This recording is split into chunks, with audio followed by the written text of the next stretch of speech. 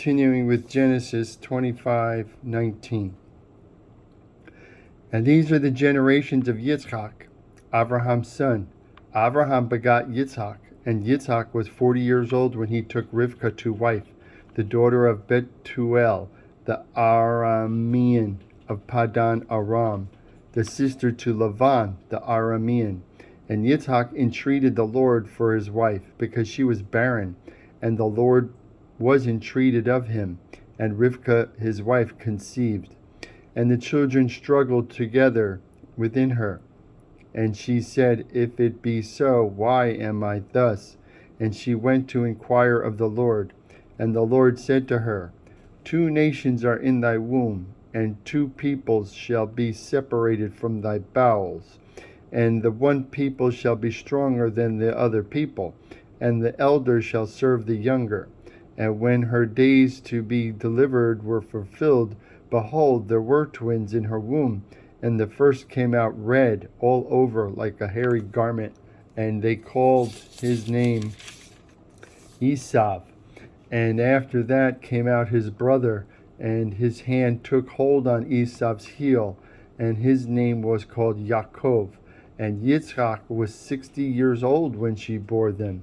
And the boys grew, and Esau was a cunning hunter, a man of the field, and Yaakov was a plain man, dwelling in tents. And Yitzchak loved Esau, for he relished his venison. But Rivkah loved Yaakov, and Yaakov cooked pottage. And Esau came from the field, and he was faint. And Esau said to Yaakov, Give me to swallow, I pray thee, of that red porridge, for I am faint. Therefore was his name called Edom, red. And Yaakov said, Sell me this day thy birthright. And Esau said, Behold, I am at the point of death, and what profit shall this birthright do to me? Do to me. And Yaakov said, Swear to me this day. And he swore to him, and he sold his birthright to Yaakov. Then Yaakov gave Esau bread and pottage of lentils, and he did eat and drink, and rose up and went his way. Thus Esau despised the birthright. And there was famine in the land, besides the first famine that was in the days of Abraham. And Yitzchak went to Avimelech, king of the Pelishtim, to Gerar.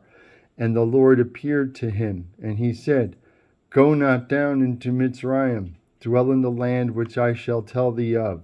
Sojourn in this land, and I will be with thee, and will bless thee, for to thee and to thy seed I will give all these countries, and I will perform the oath which I swore to Abraham for thy fathers. And I will multiply thy seed as the stars of heaven, and will give to thy seed all these countries, and in thy seed shall all the nations of the earth be blessed. Because Abraham obeyed my voice and kept my charge, my commandments, my statutes, and my laws. And Yitzchak dwelt in Gerar, and the men of that place asked him of his wife. And he said, She's my sister. For he feared to say, She is my wife, lest, said he, the men of the place should kill me on account of Rivkah, because she was fair to look upon. And it came to pass, when he had been there a long time, that Avimelech, king of the Pelishtim, looked out a window and saw, and behold, Yitzchak was sporting with Rivkah his wife. And Avimelech called Yitzchak and said, Behold, surely she is thy wife, and how didst thou say, She is my sister? And Yitzchak said to him, Because I said, Lest I die for her. And Avimelech said, What is this thou hast done to us? One of the people might easily have lain with thy wife, and thou shouldst have brought guiltiness upon us. And Avimelech charged all his people, saying, He that toucheth this man or his wife shall surely be put to death. And then Yitzchak sowed that land in that land, and received in the same year 100-fold, for the Lord blessed him. And the man grew great, and went forward, and grew until he became very great, for he had possessions of flocks and possessions of herds and a great store of servants. And the Philistine envied him for all the wells which his father's servants had dug in the days of Abraham his father. The Philistine had stopped them up and filled them with earth. And Abimelech said to Yitzchak, Go from us, for thou art much mightier than we. And Yitzchak departed from there and pitched in the valley of Gerar and dwelt there. And Yitzchak dug again the wells of water which they had dug in the days of Abraham his father, for the Philistine had stopped them up after the death of Abraham. And he called their names after the names by which his father had called them. And Yitzchak's servants dug in the valley and found there a well of springing water. And the herdmen of Gerar did strive with Yitzchak's herdmen, saying, The water is ours. And he called the name of the well Esek, because they strove with him. And they dug another well and strove for that also, and he called the name of it Sitnah. And he removed from there and dug another well, and for that they strove not. And he called the name of it Rehavot.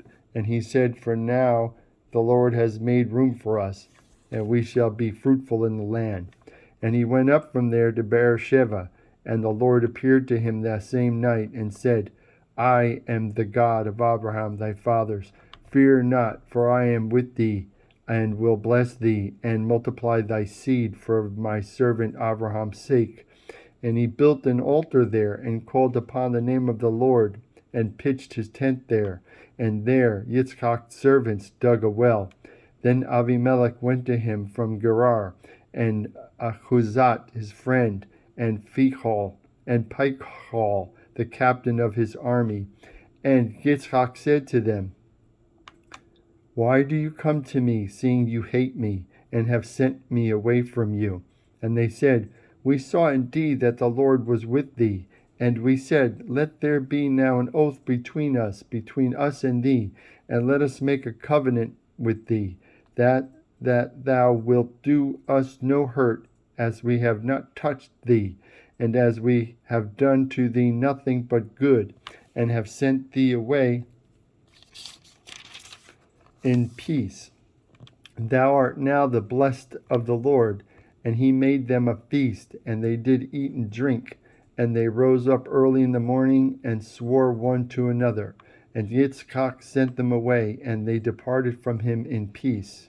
And it came to pass the same day that Yitzchak's servants came and told him concerning the well which they had dug, and said to him, We have found water. And he called it Shiva'ah, and there the name of the city is Beersheba to this day. And Esav was 40 years old when he took to wife Yehudit, the daughter of Beeri the Hittite, and Basmat, the daughter of Elon the Hittite. And they were a grief of mind to Yitzchak and to Rivkah.